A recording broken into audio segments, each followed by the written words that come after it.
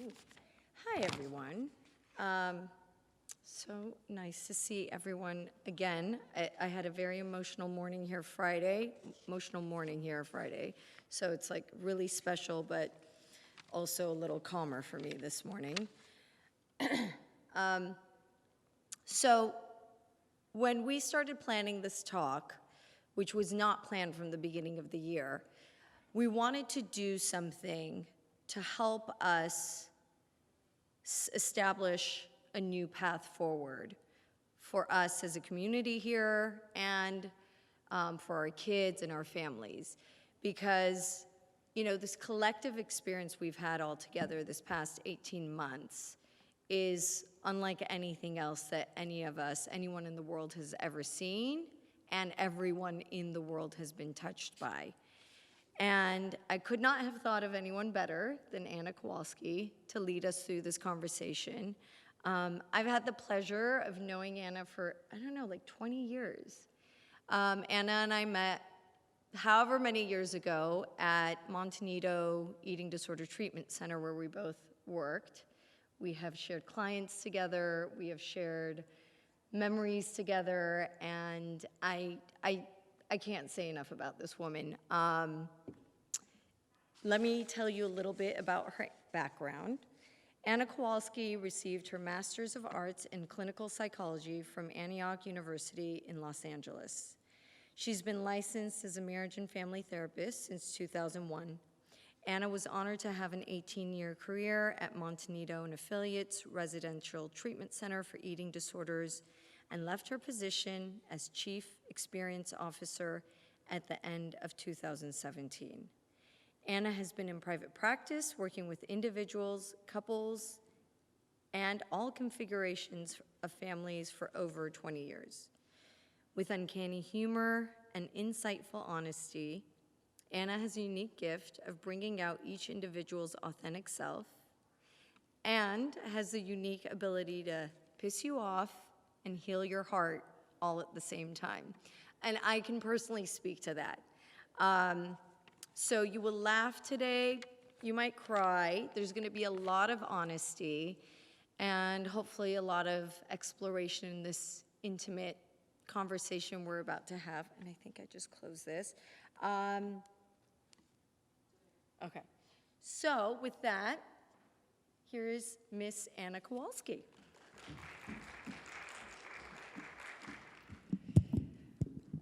Okay, glasses, okay.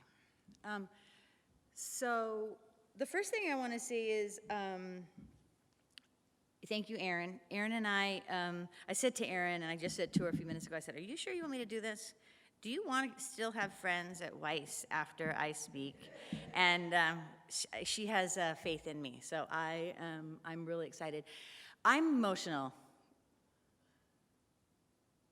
because I haven't been in front of people without a mask on in 18 months, and this is something I love to do. I love to speak, I love to talk, you'll see that. I wish I could talk for about 4 hours, and I probably have way too much stuff, and I'll get cut off at 10:30 because Roz told me it's only till 10 or streaming till 10:30, but I'm gonna do my best. I sometimes speak very quickly, so if you can't understand what I'm saying, please stop me. So we'll just jump in. So what the title of this is what have we learned? A discussion about family, food. Food is a big piece in there. We're gonna spend a good amount of time on that. And feelings as we find our new path.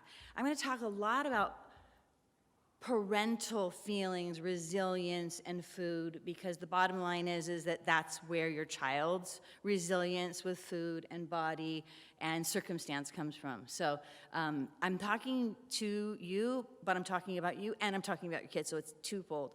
I'm gonna use the words probably mom and daughters more. I'm just gonna say it out loud, but that doesn't mean I'm saying that mothers are the only ones that are the nurturing parent, the co-parent, the primary parent, however you wanna do it, but it's just for ease of language, so I don't want anybody to feel offended. It's solely due to ease of language.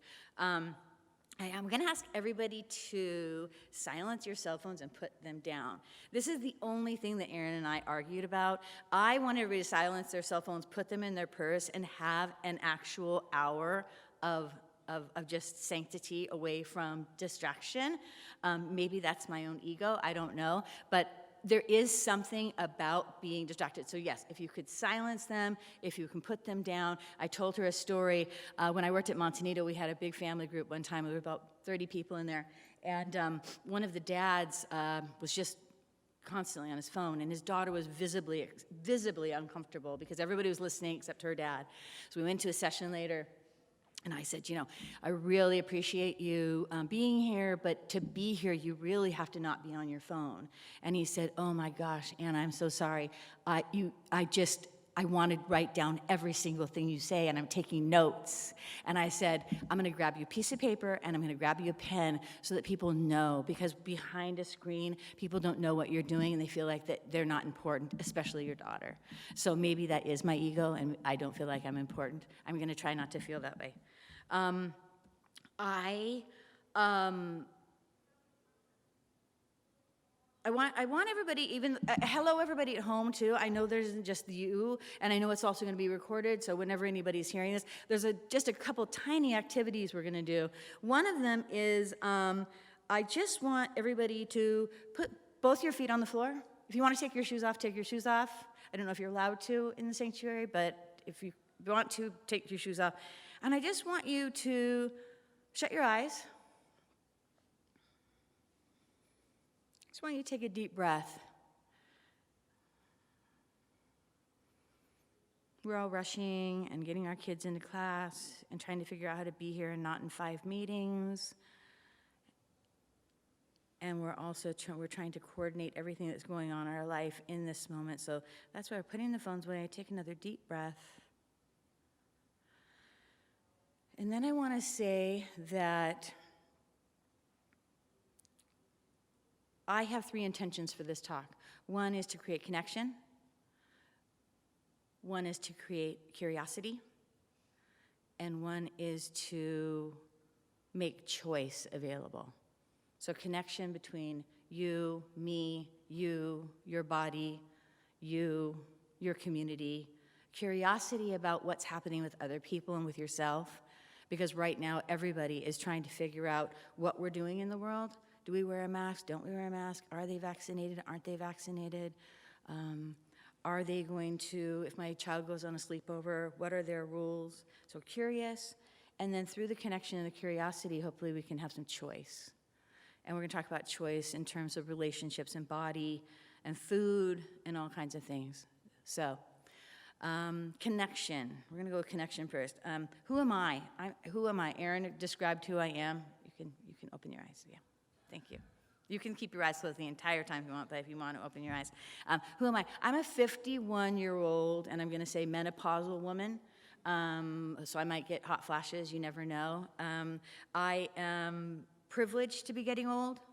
I'm also a widow. I was a widow at 36 years old. I lost my fiance to leukemia. And then I grew another heart, and now I have my forever fiance for the rest of my life, and we've been together for 12 years. So that's kind of speaking to resilience a little bit. I just want you to know who's talking to you. What's my life experience? What makes me, able to come up here and say it? And I need to be vulnerable if I'm going to ask you to be vulnerable. I'm an MFT in practice for 25 years, licensed for 20. I'm an eating disorder specialist. But I want to say, rather than saying I'm an eating disorder specialist, I want to say I'm a specialist in building self-esteem. At least that's my hope, because the building of self-esteem decreases eating disorders. There's a direct correlation. I'm a daughter, I'm a sister, I'm an aunt, and I'm a grana. Because through my new partner, I have 3 bonus children, 2 bonus grandchildren, and then I have a niece who's 11, who you'll be hearing more about also because we're talking about children. And then I'm honored because I'm a part of many, many, many chosen families. The clients that I worked with over the last 20 years, helping to reparent, helping parents to reparent, and then being invited in to being part of their chosen family. So Family is the theme of my life. It's the most important thing in my life. I believe it's almost like my religion, I would say, my family. And so I love working with families. I love working with families who are in trouble. I like working with families who aren't in trouble. I love the relationships between parents and kids and everything. It's absolutely fascinating to me. And I think it's how everything works and it becomes successful. With that, I'm going to say a lot of things today that I hope it goes into your curiosity and you get questions. What I want to say is no parents to blame. This may start sounding blamey, or it may start having causation for problems with children. That's why I'm saying it, because I think it's education, and I think that that's super important. So nobody is to blame. There is always repair, and whatever anybody has done that may have had some effect on children is because it comes from your own wanting of their success, period. So with that, I'm going to say, okay. Right now, one of the biggest things we're doing is trying to get back to a normal. But we're never going back to a normal. There is no normal that we're going back to. We're going forward to something. I don't know what that is. I talked to another therapist friend of mine, and she said, you're going to talk about going back to normal? Who knows what that is? I said, you're exactly right. I just want to start the conversation, because I'm not sure we're talking about it enough, respectfully enough, with people in our lives enough, and about what their experience is. For me, I had, well, hold on. I'm going to have to do an activity really quick first. I want to, did everybody get a index card and a pen? If you didn't, you can think of it in your mind. It's okay. But an index card and a pen would be great. Do you need one? Do you have it, Erin? I'd like you to write on the front side of that paper, what are 3 words you would use to describe your experience with COVID? Just think about that for a second. What are 3 words? And if you don't have an index card, just think of it. It's fine. But I want to know that because I want to know what your experience. Mine was an experience of growth, joy. It was a time of permission. It was a permission to stay home. It was a permission to say, no, I couldn't do that event. It was permission to say, no, I can't see you in person in my office. I get to stay home and do telehealth in my pajamas. I had this amazing permission for a year and a half that I didn't know I was going to have. But for friends of mine who worked in treatment centers and hospitals and grocery stores and everywhere else, they had experiences that were very different than mine. And friends of mine who lost family members had experiences very different than mine. And so I have to be careful when I'm out in the world talking about how wonderful COVID has been for me, because I don't know who's on the other side of that other mask for now. And I want to make sure that I'm sensitive to that. And so I always start with, for me, the experience has been very amazing and very resetting for me. But I want to make sure that I know. So everybody kind of get the 3 words in their mind or on their business card, on their index card, that's fine. So 1 year ago, overnight, everybody's life changed. We all thought it was going to be 2 weeks. Rad, awesome, 2 weeks. This is amazing. We all get to stay home for 2 weeks. Then it went to 4 weeks. This is a little bit more difficult. How do we organize this? How do we do homeschooling? How do we do this? Then it came to 2 months. Will this ever end? Then 6 months. When will it ever be normal again? And we're back to now it's not going to be normal, but it's going to be new, and we get to create it. That's the thing I want to hang on this day, is we get to create what is new and what is normal for all of us. There's been so many conflicts. Homeschooling, who does the teaching, who doesn't? How do we get from our office to move everything home? Is there enough room? We're eating out, we're eating in. I have to cook more. How do we get the groceries? All the things that we all went through. But there was also permission to not have to show up. We're starting to get back into that, do I have to go to work? People are doing surveys. How many days a week do you want to work? How many days do you want to do this? If I answer it correctly or incorrectly, am I going to be ostracized from what's happening in my life? And then I want to say, our kids, you get to go back 2 days or not 2 days. You get to go back full-time or not full-time. You get to, all these things that are happening, and paying attention to, if they got to fill out a survey, what would it say? And they don't always get to have all the say, but making sure we're listening to the feelings. Because no matter how many children you have, everybody has a different temperament. There's going to be the one who's dying to get back there, and there's going to be one who's crying because they don't want to go. And how do you navigate both so that both feel okay okay and that both feel heard. These are things that, again, whether you're doing this and you feel like you can navigate it yourself or you need to get help from somebody, I'm sure the school has services and things like that, but the most important thing is to be compassionate and be curious about what the crying is about. Because maybe the crying is about they want to stay home because they miss their mom and their separation anxiety. Maybe the crying is because this is the first time they actually haven't felt bullied. Maybe this is the first time that they have felt so connected to mom and dad being home, and they don't want that to end. We just don't know. So I'm asking you, again, in the 3 intentions for the beginning of the talk, to be curious. I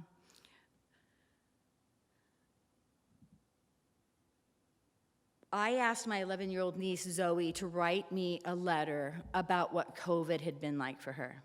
And I asked her to write it because I knew it had actually been a good experience for her, but I hadn't ever heard it. So I asked her to write a letter, and I said, I'm going to do a talk for some parents at a school. And I've talked at her school before, so she kind of knows what I do. Oh, wait, she knows what I do, and she knows what. So I said, I want to know what was your experience with COVID, and I want you to write this for me so I can read to people, because I want to hear what your perspective is. So I want you to. This is what she wrote. She wrote, "Create Your Own Sunshine." That's the title. She said, hello, my name is Zoe. I'm 11 years old, and I live with my mom, dad, and my 2 dogs, who have all been supportive of each other. My aunt, me, her forever fiance, and my grandparents all live super close to me, and we have all stayed happy, healthy, and safe through these tragic times. Although some families could take this time to be stuck at home and sad, my folks have tried to look on the bright side of things. I didn't ask her to write anything. This is straight from her. My parents looked on the bright side of things. This is the trickle down, okay? And we definitely found more than a few silver linings. First of all, before we get into this paragraph, here's a quote for you. You'll never find a rainbow if you're looking down, Charlie Chaplin. I think that is one of my favorite COVID quotes because it kind of explains what we have been doing through these times. Instead of walking slowly, staring down at the boring brown dirt, we keep hiking along until we find all of those vibrant rainbows. In fact, the summer of 2020 was probably one of the most fun summers in my 11 years on this earth, and I'll tell you why. Last summer, we were actually planning to go to England for my cousin's wedding, but of course that sadly got canceled. So we were thinking, what could we do to stop us from staring at the TV all day? And that's when my neighbors came knocking at the door. I haven't actually been able to play with them for a bit, but I hadn't actually been able to play with them for a while, but we all got tested for COVID weekly, and they basically turned into family, support, community, important. We both knew that we wouldn't see anyone but them and my family, and they wouldn't see anyone but our family, and we basically quarantined together. That's knowing the rules. She doesn't have to worry about her mask or not having her mask. I can't even tell you how much fun we had swimming, hiking, having sleepovers, singing, recording funny videos, playing in the mud, biking, making chalk art, and making our new clubhouse, and watching awesome new shows and movies. We really are each other's saving grace. However, even though having awesome neighbors across the street is super fun, it's not the only way I keep myself occupied during these insane times. I've always been a baker, but COVID gave me more opportunities to branch out in this hobby. I also play with my dogs, FaceTime with friends, and even though I'm not on my iPad all day, I think that it's appropriate, this is a plug for her, I think that it's appropriate for kids to be on their electronic devices for at least an hour a day. Nonetheless, it wasn't all happy cupcakes and rainbows right off the bat. From March 13th to June 2nd last year, the end of 4th grade, my teachers and I had to quickly race home and somehow throw together a couple Zoom links in Google Classroom on a weekend. It was really hard for me because I'm a super organized student, and this was not a very put-together situation, and I'm not a very techie person. She did not know how to do an email, and all her schools and studies were coming via email. And she was very, very stressed. And we kind of said, it's just email. You just do this. And we got really snippy with her because it's so normal, but it wasn't for her. And we had to remember that this was such a big change for her going from that to that. So I kind of had to push myself through those first few months until summer hit. Then at the end of August, the expression, there's always light at the end of the tunnel, really did come to life. Since my teachers had 3 whole months to plan all the Zoom links, online fifth grade was a breeze. And of course, I'm a human, and so are you. We all have bad days sometimes, and maybe a little more than usual these days. The goal is to not let those bad days interfere with your week or even month. I think that what I did to stay mostly happy through these times is that I told myself, if the sunshine doesn't come your way, make your own. So, she's 11, and I just sobbed when I read this because I needed to hear it. I need to hear it to remind myself also that the little ones have a different experience. They've had an experience that's been potentially, I'm not going to say for everybody, when was the last time everybody was home for a year and a half? When was the last time you got to be home and do everything with your people? When did you bake? You said you were baking banana bread. I don't know if you let Sienna and Emmy help you, but you know, it's like, these are the things that we have gotten to do, and we want to make sure that we don't abandon it because there will be some abandonment there for people. So this is an example of what our minds make of any experience, because what our minds make of it is our reality. There's no question. It's what our mind makes of it.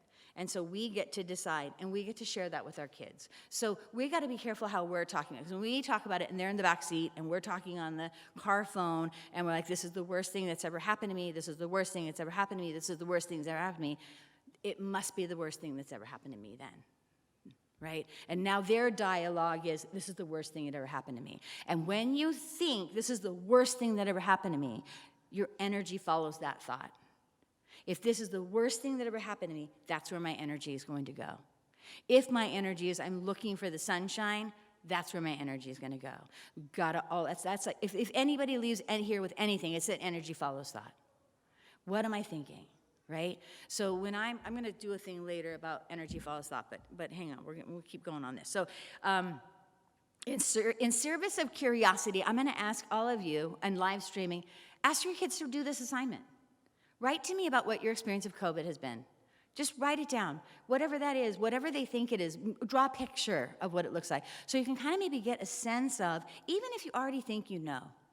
Because I thought I knew until I read this. And then I got these details that were so beautifully written. And a good reminder when things get tough, maybe in the re-entry, to remind you of what was so special and so helpful for them. Our kids learn resilience from us. They just do. The primary parent, most of the research says the primary parent is like really where the resiliency comes from. Who is modeling it for them? And there's this graphic on here. It's a teeter-totter, and it talks about resilience is when you have more positive outcomes than negative outcomes, right? And so it's always that thing of resilience is it's going to be okay. Self-esteem is I'm going to be okay. We want both. They're both connected. Resilience is it's going to be okay. Self-esteem is I'm going to be okay. And we're working on both those things. And it says it's the interaction between biology and environment, right? So your temperament and your environment is your family, essentially, when we're talking about children, that builds a child's ability to cope with adversity and overcome threats to healthy development. Okay, so how do you build self-worth in your children, right? Over time, the cumulative impact of positive life experiences and coping skills can shift the fulcrum's position, making it easier to achieve positive outcomes. So there's some games also on resilience that you can play with kids, that they can, learn different kind of ways of coping and things like that. Because what we're going to talk about next in the next section, which is food, is issues that start to go with food and body are maladaptive coping. Right? So we want to stay with what is the healthy coping, and resilience is in that. And so I'm just kind of planting the seeds. So how to build self-confidence and self-worth in your child is model confidence yourself, period. First one. Model confidence yourself, even if you don't feel it. Fake it till you make it. It's a therapeutic term. You don't want to fake it till you make it forever. If you're faking it till you make it forever, go get your own support with self-esteem and self-confidence. But what we want to do is we want to make sure that we're modeling confidence. Don't get upset about mistakes. Mistakes happen. They're important. You learn from them. We all know that. There's no stupid question, blah, blah, blah. There's no failure. Failure is just really you've decided this isn't something that you want or that you don't want to do. It's not a problem. Mistakes are not the problem. Not getting upset about them. Encourage them to try new things. Allow kids to fail. This is a big one. We have such a hard time with the discomfort of our children. We have such a hard time with their discomfort. I will say it 1 billion times. And it's through that trying to manage their discomfort that they don't learn how to manage it themselves. I've dealt for 20 years with women with life-threatening illnesses, and it has a lot to do with the fact that they don't know how to deal with their discomfort. If they could just cry, if they could just speak about it, if they didn't feel like it was a failure, they would not have an eating disorder. It's absolutely very, very crucial, right? Allow them to fail. Talk about what they've learned. How was that for them? I don't even love the term allow them to fail, but don't rescue. That's like, I feel like it's a more positive way. I'm a positive therapist, so it's language is important to me. Help your kids find their passion. Baking, Zoe's baking. She plays ukulele. You know, it's offered to her. It's not forced.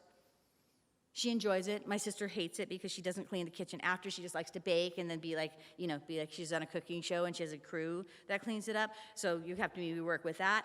And set goals.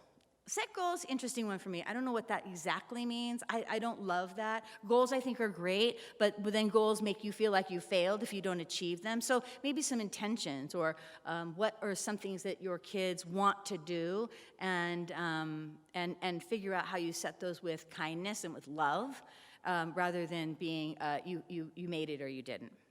As we re-enter into, I'm just really conscious of the time, so I know I'm kind of going quickly, but I want to get through everything. One of the big things we're talking about, what's the path to the reentry? And I'm sure we're already on it, right? But even we were sitting outside, me and you and Rama, and we're all three of us are there. Rama's got her mask on, I got my mask on, Erin doesn't have her mask on. I'm like, aren't we? Yes, but I'm still, this is exactly what's happening, right? You walk up and two people don't, you do. There's this thing like, should I take mine off? I felt a little self-conscious. I thought I have to have it on. The signs, I'm a rule follower. Erin and I found this out. She says she's not. It's fine. I have mine on. She doesn't. I'm like, why don't you have your mask on? You know? But I'm her friend. But if I walk up to two people and they don't, I'm thinking also now all the time about our kids. Keep your mask on. Then they go to a friend's house. Nobody has their mask on. What are they supposed to do? You know, I've dealt with this in food a lot, right? So I've got a vegetarian child, and she goes over to a friend's house, and they're serving hot dogs, and they put a hot dog down on her plate. Is she supposed to be kind and hospitable and eat a hot dog because she's a vegetarian? Does she say she's not hungry and she goes without? Does she say, excuse me? Has she had the modeling by her parents? Excuse me, I'm a vegetarian. Could I take out the hot dog and put some cheese?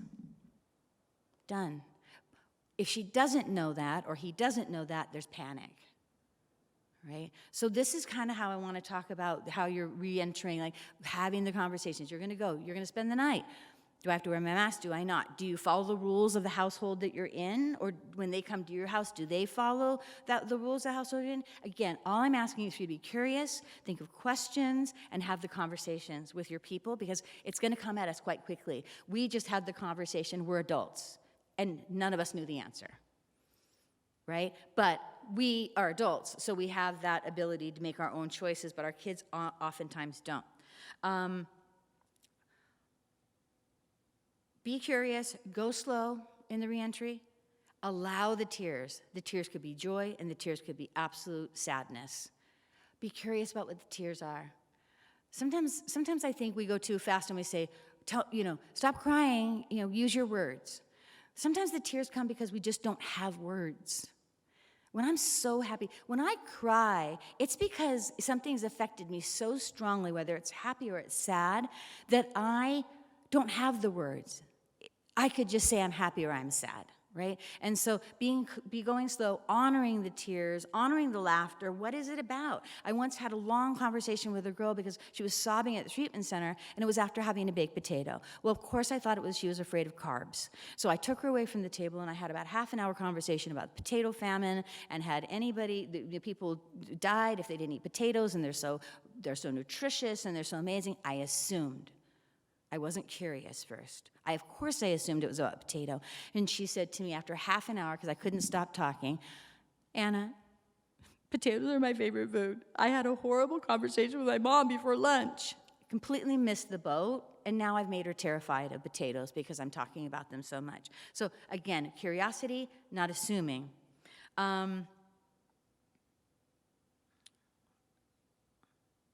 Okay, perfect example. My Zoe, who wrote the letter, she did a performance. She plays her ukulele, and she did a performance playing and singing the other day at her school. It was the first performance. They were supposed to do rock band. They were supposed to do all these things in the 5th grade. Everything was canceled. But they got this one performance at a luau, and she got to play her ukulele and sing a duet with her singing teacher. At the end of it, she ran off the stage sobbing, and it was uncontrollable. And all my family members, my dad thought it was because she had to sing with the teacher. She wanted to sing alone. I thought it was because she didn't play the ukulele the way she wanted to. And it was really because she was devastated it's the end of 5th grade. And that was the only time she got to perform. Can't assume. Ask the question. Okay. All this moves into boundaries. Boundaries, ours, theirs, respect for them. Do we social distance? Do we mask, no mask? Do we vax or are we vaccinated or not vaccinated? All really important questions, and questions for people that are going there. Get comfortable with asking people those things. Get comfortable with your kids asking those things and what they do regardless. Pay attention to the feelings, check in frequently. Different children react very differently, like I said, so temperament is a big part of that. That's the resilience. Now we're going to move into self-esteem, which is a partner of resilience, and we're going to talk about food and bodies. One of the biggest things that come out of COVID, unfortunately, as we start to re-enter, is I've gained so much weight. My kids have gained so much weight. We've all been sitting around and not being able to do anything. And this is major, right? Because when we're talking about somebody having a good relationship with food, it really does start from a sense of self, self-esteem, self-worth. Okay? Doesn't really matter what body you live in if you've got an absolutely full force, robust self-esteem. Okay? Self-worth is why we as women, men as well, I'm not going to count you out, we equate our self-worth with our body shape and size. It's statistically proven that we are out of control, and we haven't figured out how to get back to self-worth. So that's what we're going to talk about for this next part. COVID may have added weight, but it also added a love for food for a lot of us, a love for cooking for a lot of us, or a love for fantastic takeout and supporting local business. But we have probably, some of us, everybody wanted to read a billion books, lose a bunch of weight, start doing that exercise. We all had all these intentions, but maybe some did it. I'm respectful of those who did, but those who didn't, I'm worried about now what that conversation is when the kids are in the back seat and you're talking on the speakerphone and the thing about, I got to get to the gym. I got to lose this weight. I have a client, when she talks about remembering when her eating disorder started. She was 5, and her mom was going to a party, and her mom very, very, very nonchalantly said, I'm going to have to hold my stomach in the whole night if I'm going to wear this dress. And from that moment on, until she got to treatment, she held her stomach in. Okay? 20-ish years. Not every second, but every time she felt like she had to be put together, she held her stomach in. Okay? Her temperament. She was also in line for the Olympics for a sport in another country. Right? So very, very, very precise, very detail-oriented. And so temperament has something to do with it. If I would have heard my mom say that, I would definitely not remember it. But she knows exactly where she was sitting, exactly where her mom was standing, in front of the exact mirror when her mom said, I'll have to hold my stomach in.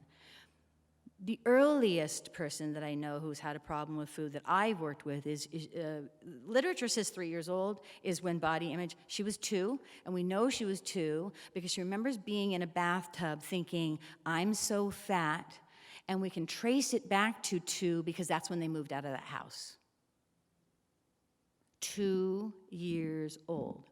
So when we say we got to start working on body image and prevention of eating disorders, it's actually we're late.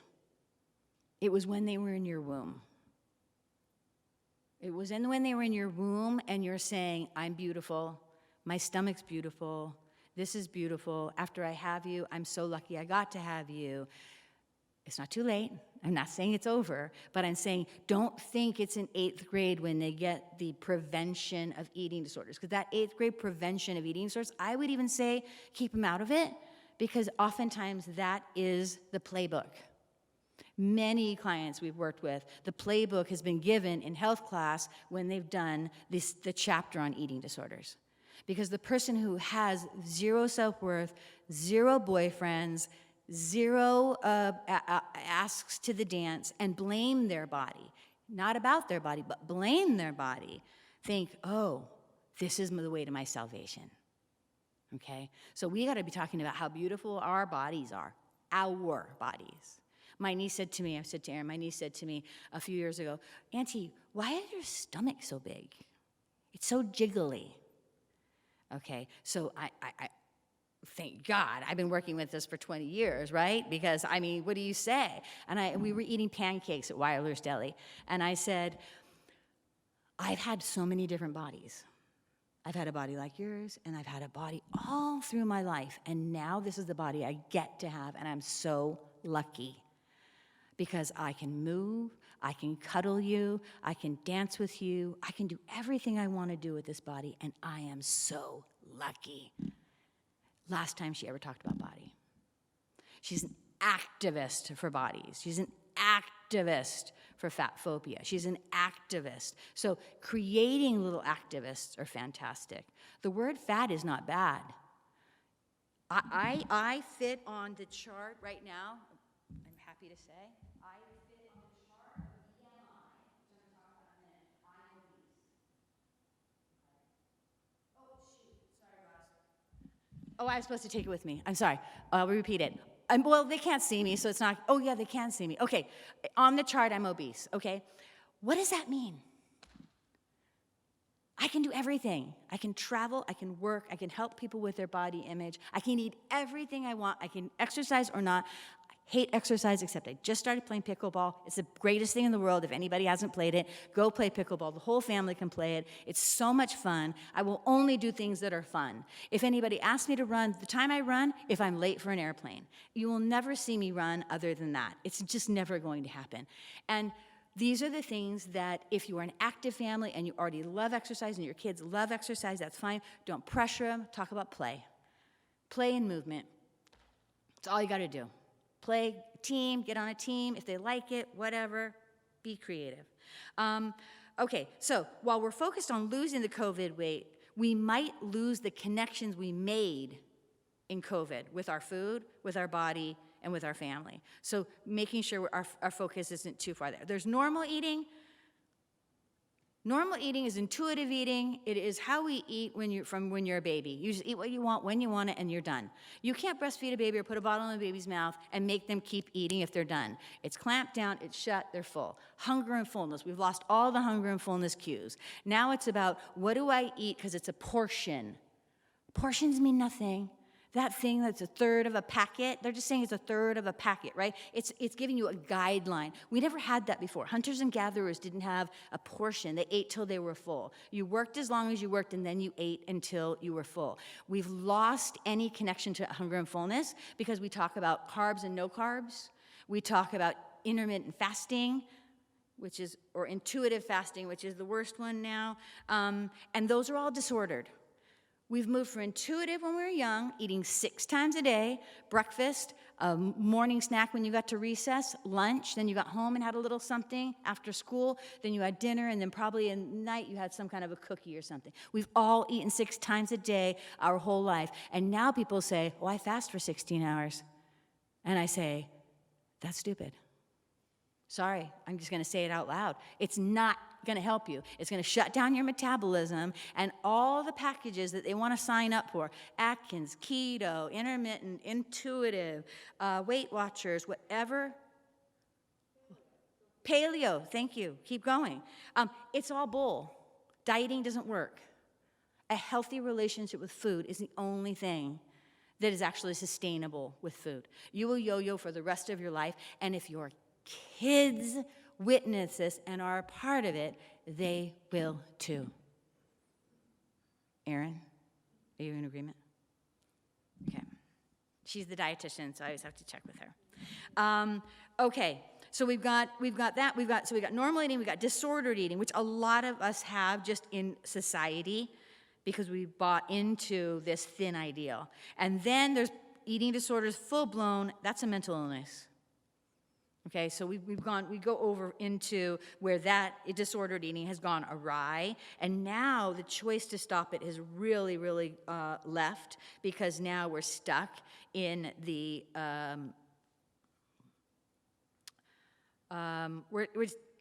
we're just stuck. It's hard to say. You need treatment for years once you have an eating disorder.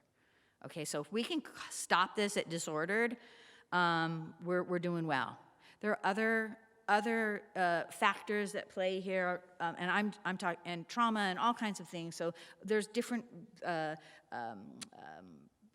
do you call it? What's there? Did you have your hand up, or were you just? Well, what? Go.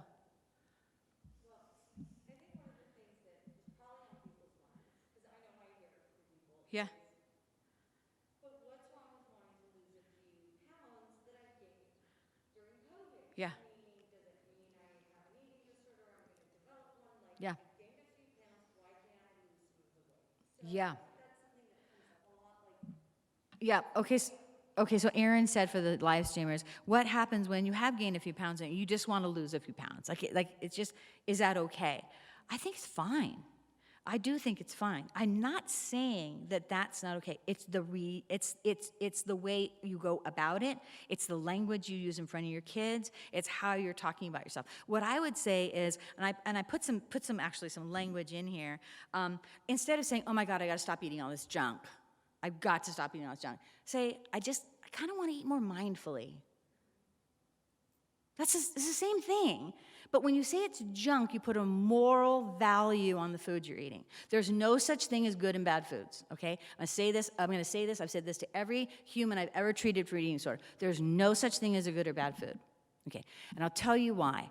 There's maybe more nutrient-dense foods, there's more highly palatable foods, but once you start making things bad, they internalize it as bad. I'll give you the example. I'll give you the example of a mom who takes her kids after school, and she takes the friend, and all her kids are saying, "I want to go to McDonald's. I want to get a whatever, a 6-piece chicken nuggets." Great, they're on their way. And the little one in the back who hasn't been talked to by the parents, she's not allowed to have McDonald's because it's junk food. So what does she say? There's so many things happening in this moment. That little girl feels ostracized. She doesn't get to have it. She's embarrassed to say it. If she says that's junk food, it's so shaming and hurtful to the people who are having it. It's a horrendous position to be put in. This is difficult, though, right? Because if that's the language, I have to respect everybody's language. What I'm saying is, moving into self-esteem and moving into my body's okay no matter what it is about all foods fit. Intuitive eating is eating whatever you feel like, when you want it, with your hunger and fullness. So I can eat chocolate cake, I can also eat tofu stir fry, and I can eat a Snickers bar, and I can have anything I want. And what happens is, because I can have everything I want, I don't crave it. I don't want it every minute. Because if I only get to have ice cream as a treat, then I'm obsessing about it all the time. If I can have it whenever I want, it's fine. I just move on, have it, have a couple bites, I'm done, put it away, because I can have it later, right? This is the idea of intuitive eating. When something's restricted, when anything's restricted, we want it more. We just do. It's human nature. If you tell me I can't have that, whatever it is, I want it. And especially a kid. You can't have that truck. Oh, I'm going to get that truck. I don't care, I'm bang you over the head with it, but I'm going to have it. So that's what starts happening with food. Then we start seeing things like hoarding.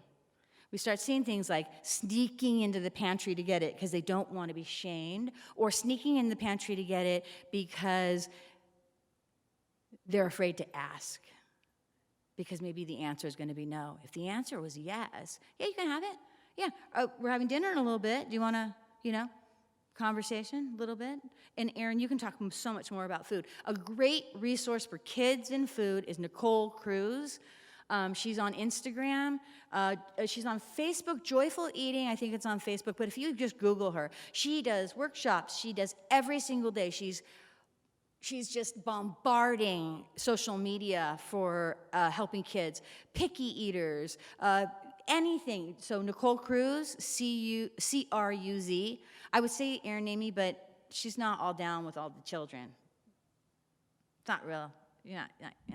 I mean, you're down with children. Don't get me wrong, but it's not your biggest. It's not your caseload. But Nicole Cruz, fantastic. She's local. She's in Agora. I go to her for every kid question about food. But I'm more talking about our relationship to food because that's where they're getting the messages. Okay, let me, oh shoot, I have 5 minutes. Okay, hold on. This is about children, this is about you. I would start in the womb. Watch this video, Tri Delta. I know it sounds terrible, it's made by a sorority. Tri Delta Fat Talk Free Week video 2008. It's a very short 3-minute, but it's super important. It's got really good statistics on it, and it really kind of shocks you into realizing it. Energy follows thought. Okay, energy follows thought. If my thought is, I'm going to cuss right now if anybody wants to, oh shit. Sorry, thanks, Roz. He's really good, by the way. I guess I need more pickleball. Okay, if my thought is I am a piece of shit, my head hangs low and I stare at the scale for my worth. If I am the shit, my worth right here in all of your eyes, right? Energy follows thought. Super, super important. My thoughts really set up how I'm going to feel. Okay, no good foods, no bad foods. Pizza and broccoli. It started in first grade. Zoe got a thing that came home from school. It said, what are good foods and what are the bad foods? Circle which one goes to which side. And I lost my mind, and I went straight into her first grade class, and I did a talk on no good foods and no bad foods. And I'm going to say again, pizza and broccoli, because this was the big one. Broccoli is a superfood. Everybody should eat broccoli. Eat a lot of broccoli. And pizza is bad for you. You should only have pizza every once in a while because pizza is really bad for you. So I like to say food is in its context. So if I dropped all of you, got a boat and dropped you all off on an island with no food, and you got to take pizza or broccoli with you for 6 months, I pray you pick the pizza, because if you pick the broccoli, you're all going to die of starvation. So it's not the healthy food. It's how you eat foods, how you eat it in variety and in colors. Have the pizza and a side of broccoli. Fantastic. Get the balance, all those things. But when we say one is bad, the problem is that what ends up happening, what we see in our practices, is people who eat bad food end up throwing it up. Or if it's a bad food, they don't eat it ever, and it's anorexia. Because that temperament holds on to it. If that's good or that's bad, I'm good or bad. Really, really bad state of mind to be stuck in. Okay, weight gain's normal. Weight gain's normal. Especially when our kids are growing up. They're all going to grow out before they grow up. Girls need to gain weight here to start their menstrual cycle and period and all those kinds of things. So all of a sudden we see them with a spurt and we freak out. Oh my God, what am I going to do? This is when lots of people have their own fear that, oh my gosh, she's going to be overweight and she's going to suffer like I did and I've got to help her lose weight. Wrong answer.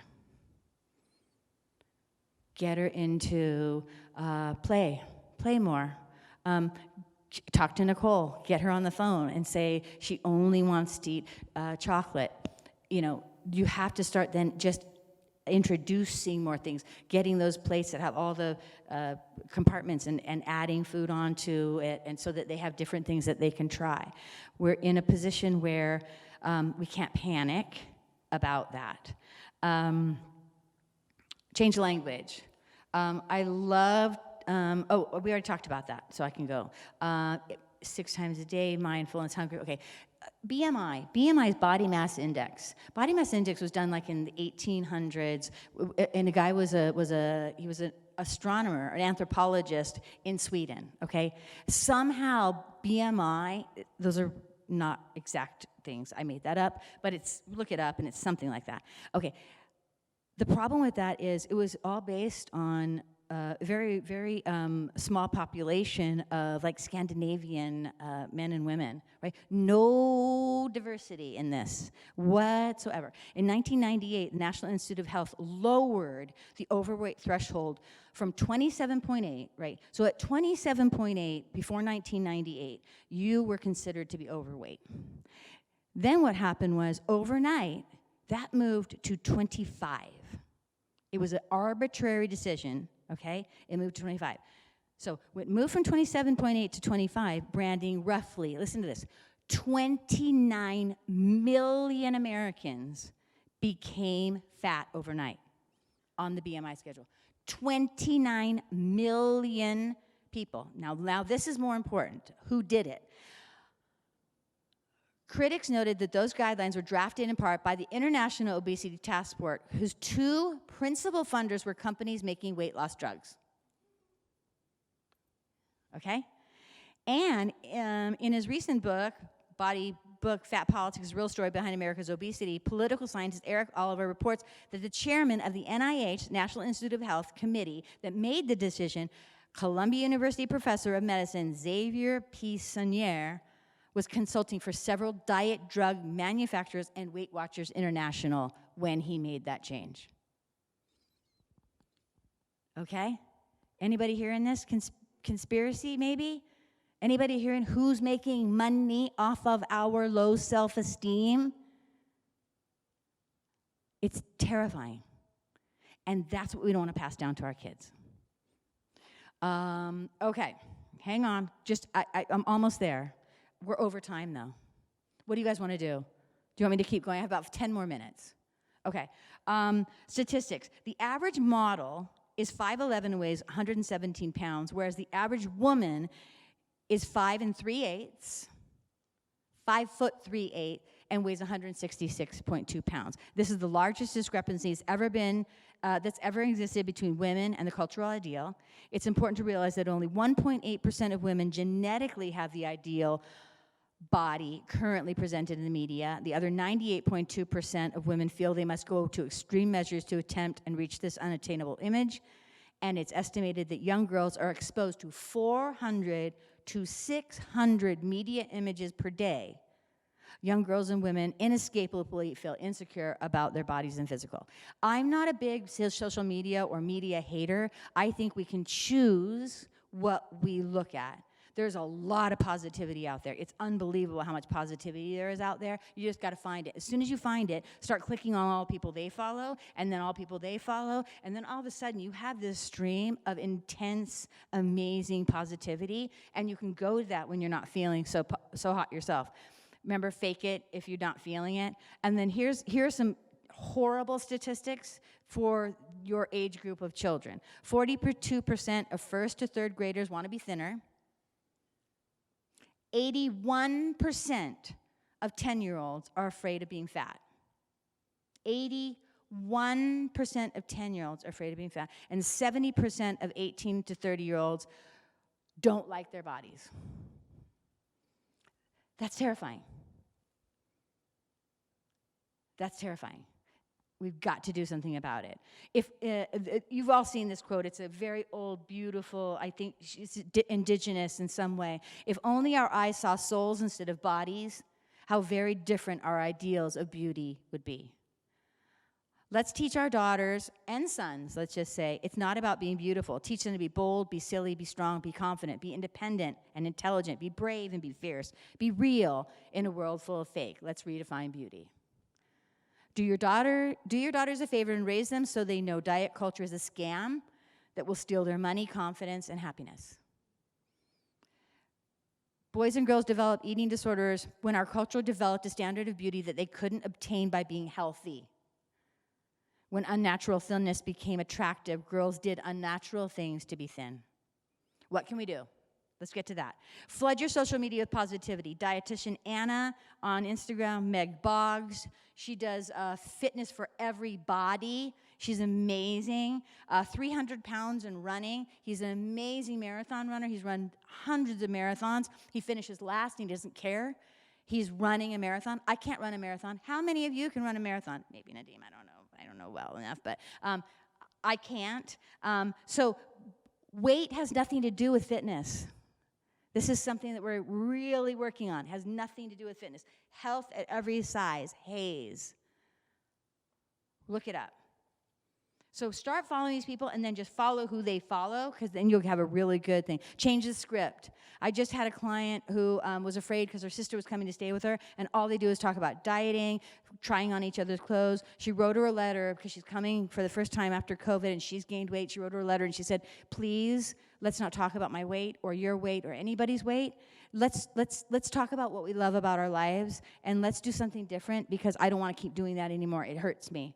And her sister wrote back. She thought her sister was going to judge her. Sister wrote back that day and said, this is amazing. I can't wait to meet you again, right? So change the script. And then Margot Main is an amazing writer. She's fantastic. I love her. You can read anything of hers. And one of her books is called Body Wars. And she teaches women to reclaim their bodies and offers ways to help women love their bodies. Here are 10 examples of ways you can love your body. And I put guys in there too, Nadim. No problem, you can do it too. 1, affirm that your body is perfect just the way it is. What if we all just felt we were perfect the way we are? It makes me want to cry. Think of your body as a tool. Create an inventory of all the things you can do with it. Walk with your head high, with pride and confidence in yourself as a person, not a size. Create a list of people you admire who have contributed to your life, your community, or your world.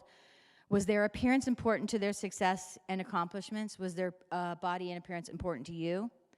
Number 5, don't let your size keep you from doing things you enjoy. 6, replace the time you spend criticizing your appearance with more positive, satisfying pursuits. 7, let your inner beauty and individuality shine. 8, think back to a time in your life when you liked and enjoyed your body. Get in touch with those feelings now. 9, be your body's ally and advocate. Not its enemy. Beauty is not just skin deep. It's a reflection of your whole self. Love and enjoy the person inside. In closing, I want to say that if anybody has had a second of question or thought or curiosity, then I've accomplished what I hope to accomplish. And so I just want to say, I'd like you to turn your paper over, and I'd like you to write 3 intentions that you would like to re-enter this new COVID with. 3 intentions, whether it's from this talk, whether it's from thoughts you have about your mother, your father, anything. What are 3 intentions that you have? And then I just want to say thank you so much for having me.